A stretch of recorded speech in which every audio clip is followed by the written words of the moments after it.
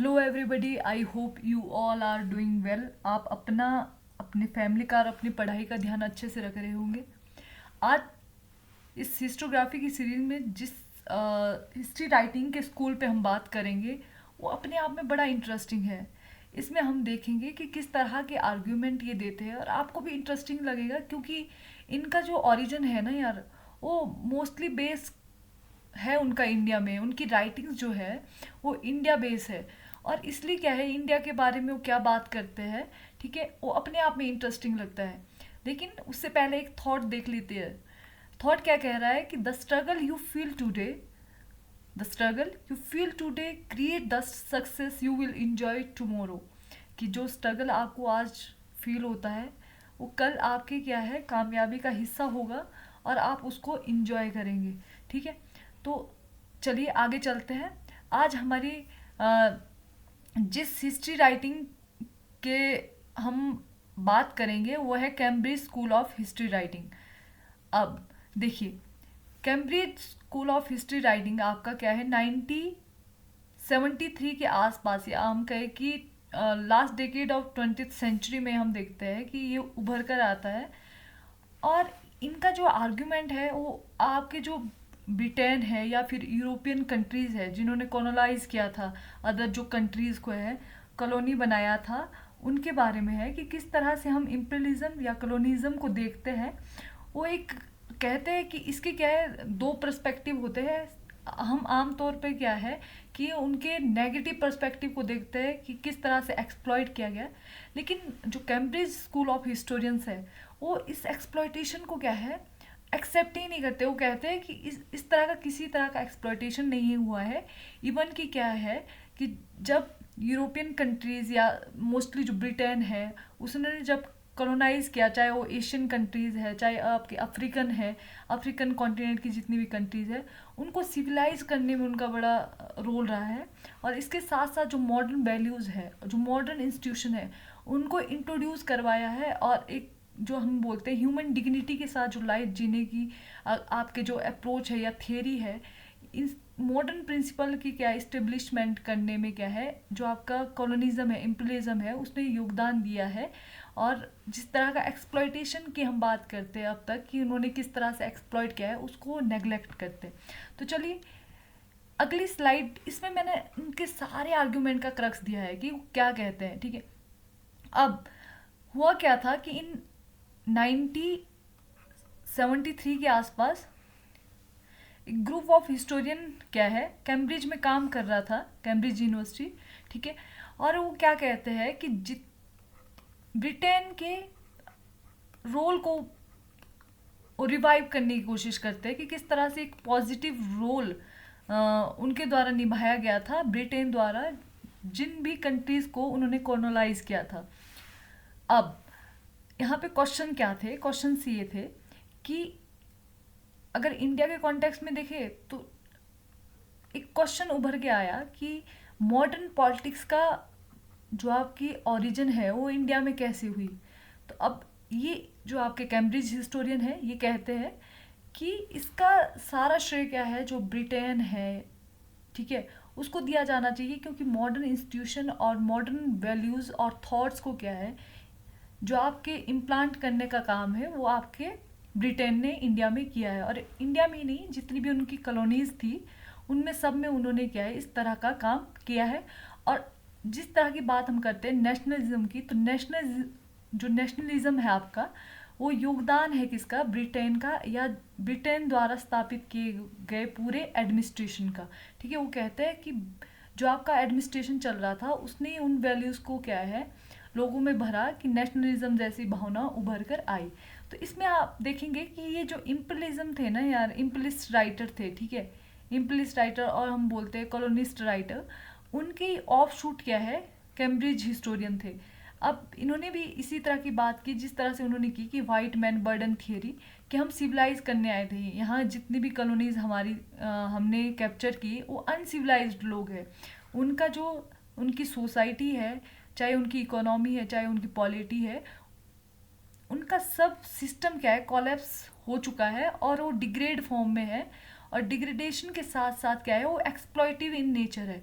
तो हमने यहाँ पे मॉडर्न वैल्यूज़ को इंकलकेट करके लोगों के अंदर कॉन्शियसनेस पैदा की, और इसलिए जो नेशनलिज्म पैदा हुआ इन 19 और 20th सेंचुरी के अराउंड, वो किसकी आपकी देन है, ब्रिटेन और आपके जितने भी यूरोपियन कंट्रीज जिन्होंने कॉलोनाइज किया, क्योंकि दे आर द,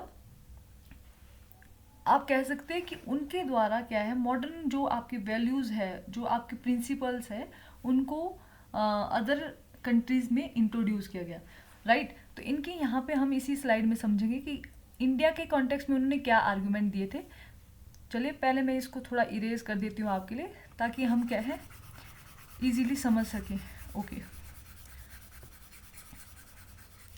अब कुछ क्वेश्चन है, जैसे मैंने यहाँ पे आपके क्या है की पॉइंट्स लिख दिए हैं कि किन किन चीज़ों पे उन्होंने बात की इंडिया के बिहाफ में। उन्होंने बात की कि सबसे पहले समझिए कि आपका इंडिया एज अ नेशन, क्या इंडिया एक राष्ट्र था भी या नहीं, ठीक है, पहला क्वेश्चन। दूसरा, इम्पेरियलिज्म और कॉलोनिज्म की आप बात करते हैं, और नेशनलिज्म से उसका क्या रिलेशन है, इसकी वो बात करते हैं कि क्या इम्पेरियलिज्म की देन नेशनलिज्म है, या नेशनलिज्म के कारण क्या है जो आपकी कॉलोनिज्म था उसके बारे में क्या है अंडरस्टैंडिंग क्रिएट हुई लोगों की। अब उनका अगला क्वेश्चन था कि इंडिया के नेशनल मूवमेंट को किस तरह से देखते हैं, ठीक है। उनके आगे जो क्वेश्चन था कि इंडिया के नेशनल मूवमेंट को वो क्या देखते हैं, अगर वो इम्पीरियलिज्म को किस तरह से डिफाइन करते हैं, नेशनलिज्म को किस तरह से डिफाइन करते हैं कॉलोनी में, तो फिर आप क्या है जो नेशनल मूवमेंट हुआ था उसको किस तरह से समझते हैं, ठीक है। और पॉलिटिक्स ऑफ पावर से आपका क्या मतलब है।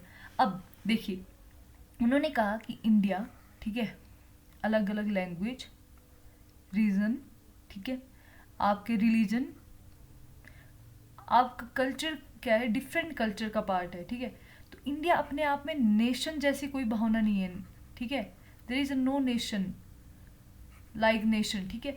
अब आप मुझे बताओगे कि कौन से ऐसे ब्रिटिशर्स थे, या फिर हम हिस्टोरियन भी कह सकते हैं, जिन्होंने ये कहा था कि इंडिया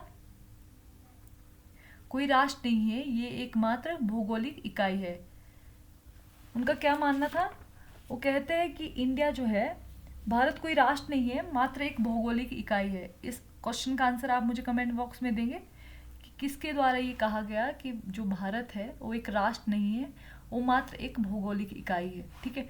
तो इस तरह से इंडिया को एज अ नेशन के रूप में मानने से उन्होंने टोटली इनकार कर दिया। अब दूसरी बात थी कि यार इम्पेरियलिज्म और नेशनलिज्म में क्या डिफरेंस था। आज तक जितना भी हमने नेशनल मूवमेंट पढ़ा, ठीक है, हमने यही पाया कि इंडिया के लोगों में, चाहे वो किसी भी तबके के हैं, क्लास के, उनमें एक कॉन्शियसनेस पैदा हुई जिसमें वो समझ चुके थे इस बात को कि उनको किस तरह से क्या है इकोनॉमिक या फिर सोशली, कल्चरली किस तरह से एक्सप्लॉइट किया जा रहा है ब्रिटिशर्स द्वारा। और जब वो इस एक्सप्लॉइटेशन को बर्दाश्त नहीं कर पाए तो नेशनल मूवमेंट के क्या है पार्ट हो गए, और इस तरह से हमारा नेशनल मूवमेंट क्या है चला। लेकिन कैम्ब्रिज हिस्टोरियन बोलते हैं कि नहीं, इम्पीरियलिज्म की सबसे पहले तो आपने डेफिनेशन जो है इम्पीरियलिज्म की, आपकी डेफिनेशन, वो कहते हैं कि इम्पीरियलिज्म की जिस तरह की आप डेफिनेशन देते हो ना, कि इम्पीरियलिज्म का मतलब होता है कि कोई नेशन किसी दूसरे देश में आके उसको ना केवल एक इकोनॉमिक रूप से कॉलोनी बनाता है, बल्कि उनका कल्चर, उनके रिलीजन, सोसाइटी, सबको क्या है इस तरह से इन्फ्लुएंस करता है कि वो अपने बेनिफिट में सब चीज़ें क्या है उसकी यूज़ कर सके। ये इम्पीरियलिज्म की डेफिनेशन दी जाती है। लेकिन ये कहते हैं कि इम्पीरियलिज्म का मतलब होता है कि कोई कॉलोनी है, इकोनॉमिक तक तो डेफिनेशन को क्या है एक्सेप्ट करते हैं कि आप जहाँ तक इकोनॉमिक एलिमेंट के बारे में क्या है बात करते हैं कि कोई नेशन है जो किसी देश में जाके क्या है इकोनॉमिक बेनिफिट के लिए जाता है। जैसे मान लीजिए आज भी कोई कंपनी, अगर इंडिया की कोई कंपनी है और अफ्रीका में क्या है इस्टेब्लिश हम करते हैं, तो हमारा मोटिव यही रहता है कि हम क्या है इकोनॉमिक गेन प्राप्त कर सके, तभी तो हम करते हैं वो चीज़ें। अब इन्होंने कहा कि आप देखिए कि सोशल, कल्चरल पॉलिटिकल चेंजेस इसका पार्ट नहीं है इम्पीरियलिज्म का, ठीक है। और ब्रिटेन ने इस तरह की कोई चीज़ नहीं की है, ठीक है। उनका ये मानना था कि अगर उन्होंने क्या कहा कि आप यहाँ एक इंटरेस्टिंग आर्ग्यूमेंट है कि पहले इम्पीरियलिज्म की डेफिनेशन आपकी गलत है, ठीक है। इस तरह के इम्पीरियलिज्म को एक्सेप्ट नहीं करते जिस तरह के आप डेफिनेशन दे रहे हो, ठीक है। दूसरी बात उन्होंने कही कि अब ब्रिटेन या आपकी ब्रिटिश ईस्ट इंडिया कंपनी चाह ही नहीं रही थी भारत में शासन करना, ठीक है। उन्होंने तो इसे क्या है अनजाने में ही पा लिया। अब आपका दूसरा क्वेश्चन बनता है कि किसने ये कहा कि हमने अनजाने में ही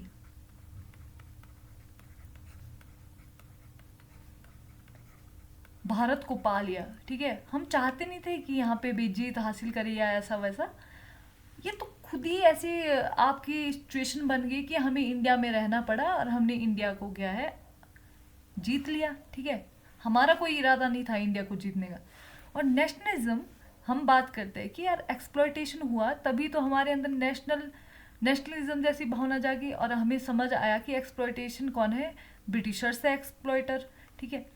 तो हमने बात की कि यार ये तो फिर इस तरह से क्या है हमने मोबिलाइज किया अपने जितने भी लोग थे और फिर जाके लास्ट में कहीं 1947 में हमें ब्रिटिश एक्सप्लॉयटेशन से क्या है आज़ादी मिली और वो इंडिया छोड़ के चले गए।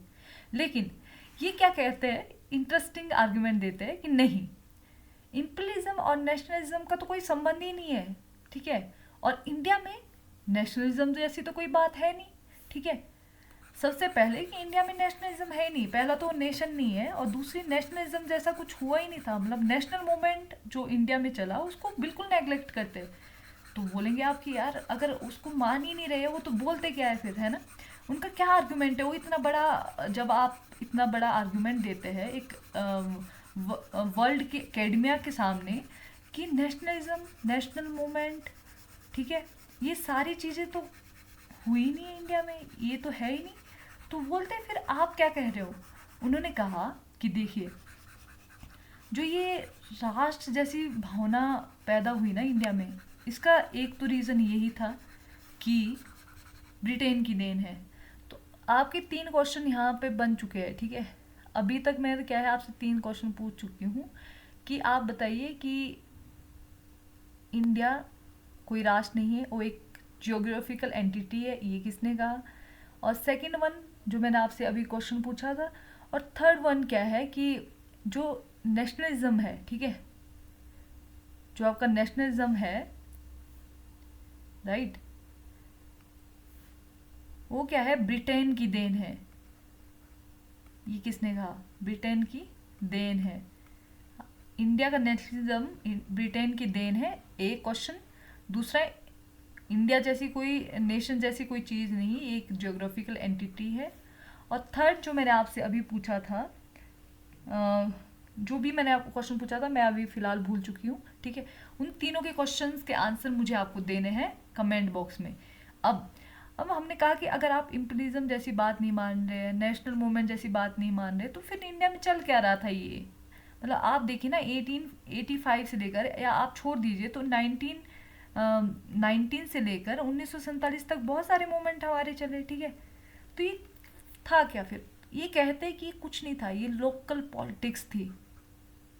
क्या थी, लोकल पॉलिटिक्स थी, जिसमें क्या था, पावर के लिए कॉन्फ्लिक्ट था, पावर के लिए क्या स्ट्रगल चला हुआ था, कुछ नहीं था भाई, पावर के लिए स्ट्रगल चला हुआ है। वो कह रहे हैं कि हमें क्या है इंडिया को समझने की ज़रूरत है लोकल लेवल पे।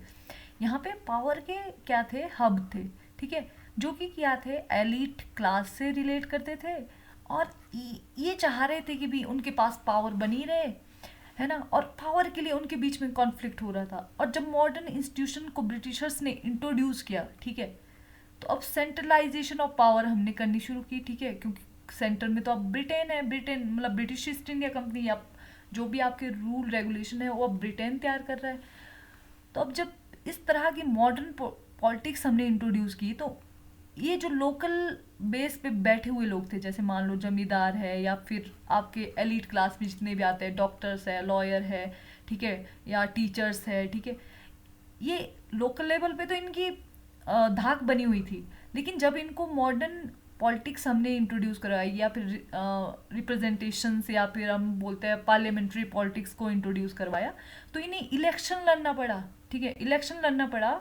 और इन ये क्या चाह रहे थे कि बिहार ये ब्रिटेन के कहीं ना कहीं, या फिर जो आपके ब्रिटिशर्स हैं ना, उनके वफादार बने रहें। ठीक है, उनकी हम कहीं ना कहीं उनका वफादारी प्राप्त करें ब्रिटिशर्स की। ठीक है, और ये कॉन्फ्लिक्ट उनका किसके लिए चल रहा था? सीट के लिए। ठीक है, पॉलिटिक्स ऑफ सीट्स, सीट के लिए चल रहा था कि मुझे ये अगर चलो चुनाव हो रहे हैं तो चुनाव जीतने हैं। और इस वजह से क्या है, ये मोबिलाइजेशन जो है इन्होंने क्या है कहीं ना कहीं लोगों को गुमराह करके इकट्ठा किया और अपने इंटरेस्ट के लिए लोगों को क्या है काम में लगवाया। और इस तरह से हमें लगता है कि एक्चुअल में जो ये नेशनल मूवमेंट है, ये लोग इसमें पार्टिसिपेशन कर रहे हैं, लेकिन ऐसा कुछ नहीं था। जो एलीट वर्ग था वो पावर के लिए कॉन्फ्लिक्ट कर रहा था, और ये पावर कॉन्फ्लिक्ट कास्ट के बीच में भी था, जेंडर के बीच में भी था, आपके रीजन के बीच में भी था, और आपके अलग अलग क्लासेस के बीच में भी था। तो इस तरह से वो ये बात करते हैं कि एक्चुअल में जो आपके लोकल लेवल पे जो अभी तक मसीहा थे, ठीक है, उनके पास पावर थी। जब हमने centralise form of government introduce करवाई, नए form of government parliamentary politics को शुरू किया, तो उन्हें इलेक्शन लड़ना पड़ा, उनको सीट क्या है हासिल करनी पड़ी। और ये सीट के लिए वो आपस में कॉन्फ्लिक्ट में थे, और जब ये कॉन्फ्लिक्ट फुलफिल नहीं हो पाता था तो ये आम लोगों को क्या है गुमराह करके अपने साथ क्या है साथ हो लेते थे। और इस तरह से क्या है कि ये भीड़ जो थी, ये नेशनल जैसी कोई फीलिंग नहीं थी, ये सिर्फ अपनी सीट को पाने का एक रास्ता था। Do you understand now? ये इसके पीछे उनका ये आर्गुमेंट था। ठीक है, कैम्ब्रिज हिस्टोरियन का।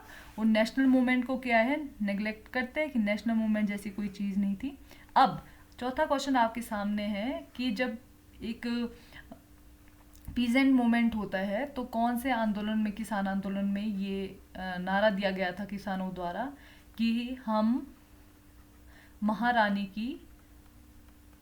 की रैयत होना चाहते हैं, रैयत होना चाह रहे हैं। आप मुझे बताएंगे, ये आपका पांचवा क्वेश्चन है। जब भी आप वीडियो देखेंगे इन क्वेश्चंस को आपको आंसर करना है कमेंट बॉक्स में। ठीक है, और इस तरह से वो बात करता है कि लोकल बेस्ड जो स्ट्रगल है उसने क्या है नेशनल मूवमेंट का सिर्फ एक खाका बाहर से धारण किया, अंदर की जो चीज़ें थी वो यही थी कि उनको सीट लेनी थी। ठीक है, तो नेशनल मूवमेंट जैसी कोई चीज़ नहीं है। हाँ, लोगों में जब भी कॉन्शियस आई तो रीज़न यही था कि ब्रिटिशर्स ने उनमें कहीं ना कहीं मॉडर्न वैल्यूज़ को इंकलकेट किया, न्यू मतलब मॉडर्न एजुकेशन या फिर इंस्टीट्यूशन की इस्टेब्लिशमेंट की, पार्लियामेंट्री पॉलिटिक्स को इंट्रोड्यूस किया कॉलोनीज़ में, और तब जाके आम लोगों के राइट्स जो है उनके फेवर में काम किया। ठीक है, उनके वेलफेयर के लिए काम किया। इस तरह से क्या है हमने तो वही एक्सप्लॉयटेशन से बचाया है आम लोगों को, एज कम्पेयर टू कि आप बोल रहे हैं कि हमने एक्सप्लॉयटेशन किया है। अब आपका पांचवा क्वेश्चन है कि डी इंडस्ट्रियलाइजेशन जैसी थियरी किसके द्वारा दी गई, डी इंडस्ट्रियलाइजेशन। ठीक है, अब इन सारे क्वेश्चंस के जवाब आप मुझे कमेंट बॉक्स में दोगे। चलिए इनकी बुक्स देखते हैं, कौन कौन सी इनकी बुक्स थी। ठीक है, उससे पहले हम इसको रब कर देते हैं। ओके, आपको क्वेश्चन जरूर क्या है आंसर करने हैं। ठीक है, आपकी तैयारी का लेवल तभी पता चलेगा जब आप इसका क्वेश्चन का आंसर करेंगे। और साथ में आपको क्या करना है, जब वीडियो ख़त्म हो जाएगी उसके बाद आपको इसका एक रिकैप कमेंट बॉक्स में लिखना है कि आप क्या समझे इस चीज़ से। ठीक है, वीडियो में हमने किन किन चीज़ों पे बात की। ठीक है, उससे पहले मैं थोड़ा सा आपको रिवाइज भी करवा दूंगी, और फिर आप कमेंट बॉक्स में इसका क्या है एक छोटी सी समरी लिखोगे। ठीक है, ओके, चलिए बुक्स पे बात करते हैं। ठीक है, ओके ओके ओके, ठीक है। सबसे पहली किताब 1973 में जब उनका फाउंडेशन शुरू हुई, लोकेलिटी, क्योंकि लोकल पॉलिटिक्स पे बात हो रही थी, province and Nations, locality, province and nation, ऐसे ऑन द इंडियन पॉलिटिक्स। कब से कब तक? 1870 से 1940 तक। समझ में आ रहा है आपको कि जब इन्होंने कहा कि जो आपकी इंडिया है उसमें मॉडर्न पॉलिटिक्स का वो मतलब ओरिजिन कैसे हुआ, तो इन्होंने बात ही ऐसे कर दी कि ये लोकेलिटी, प्रोविंस एंड नेशन ऐसे on the Indian politics in 1870 to 1940। ठीक है, दूसरी बुक ये किसके द्वारा लिखी गई थी, ये एडिटेड बुक है, जॉन गैलेगर। ठीक है, याद रखना है आपको। ठीक है, और आपका Gordon Johnson and Anil Seal, right, ये आपके क्या है, मेन इस बुक के क्या है, राइटर है। अब देखिए क्वेश्चंस क्या था, क्वेश्चंस यही था जो मैं आपको एक्सप्लेन कर चुकी हूँ कि इन्होंने कहा कि मॉडर्न, सबसे पहला क्वेश्चन इनका क्या था कि आप हमें बताइए कि इंडिया में मॉडर्न पॉलिटिक्स कैसे इवॉल्व हुई। ठीक है, क्या रीज़न थे भाई।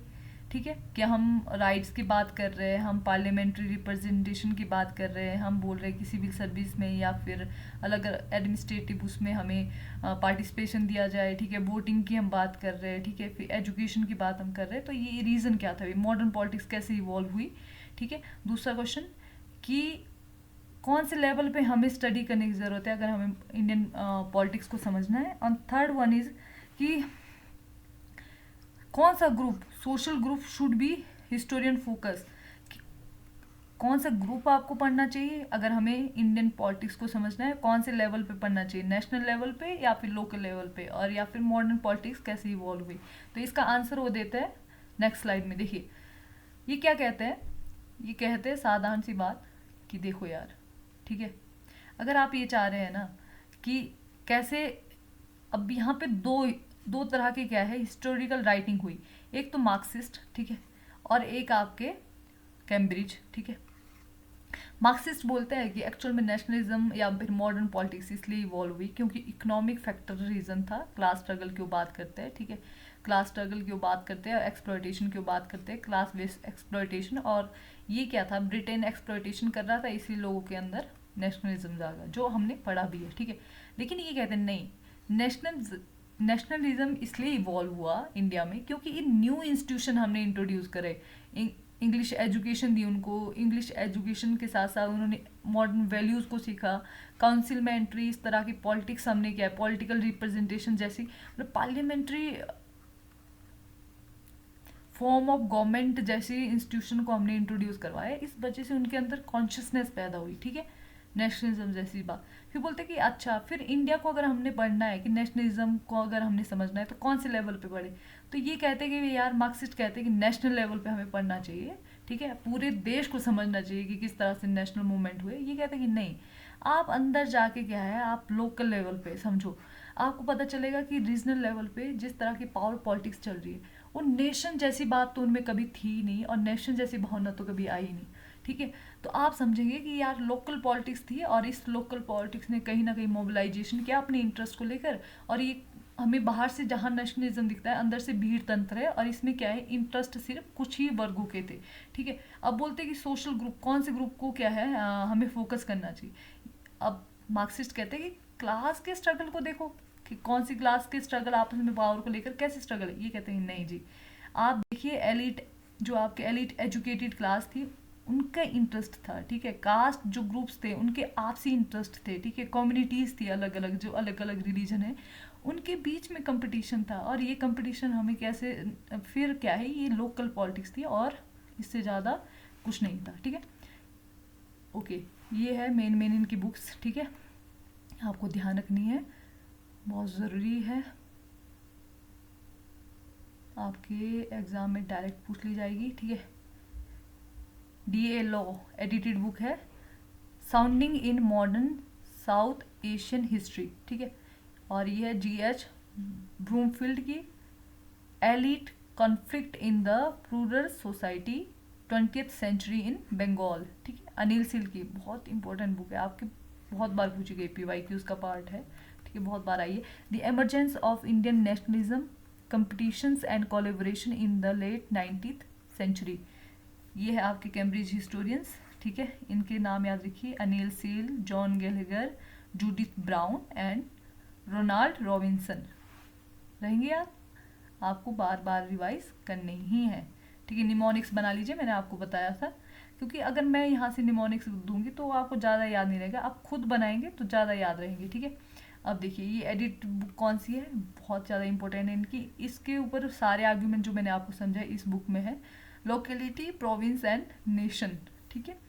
ये है जॉनसन की, कौन सी है, provincial politics and Indian nationalism, Bombay, Bombay की रिगार्डिंग है, जहाँ पे उन्होंने provincial politics and Indian nationalism and Indian National Congress कब से कब तक, 1890 से लेकर 1905 के बीच में, ठीक है। CA वैली, PYQs, ठीक है। The local routes of the Indian politics, Allahabad, 1880 से 1920, ठीक है। अब देखिए नेक्स्ट, ओके, वॉश बुक की कौन सी है, the emergence of provincial politics in Madras, ये मद्रास में है, मद्रास पे इनकी राइटिंग है, ठीक है। ये PYQ, ये भी आपका PYQ है, ठीक है। The politics of South India, CJ Baker. अब BR टॉमसन, BR टॉमसन की क्या है, Indian National Congress and the Raj, और ये एडिटेड बुक है, 3 राइटर्स है इसमें, बेकर है, जॉनसन है, Anil seal, power, profit and politics, ये भी आपका PYQ का पार्ट है, ठीक है। तो 3 बुक तो आपकी यहीं से पूछ ली गई है, ठीक है। PYQs में पावर, प्रॉफिट एंड पॉलिटिक्स।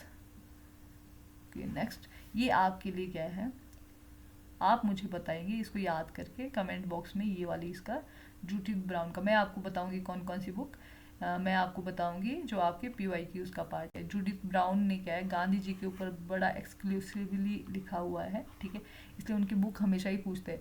ये है Gandhi rise to power Indian politics, 1915 से 22 तक के बीच में, कि गांधी कैसे पावर में आते हैं, सॉरी 15 से लेकर 22, ठीक है।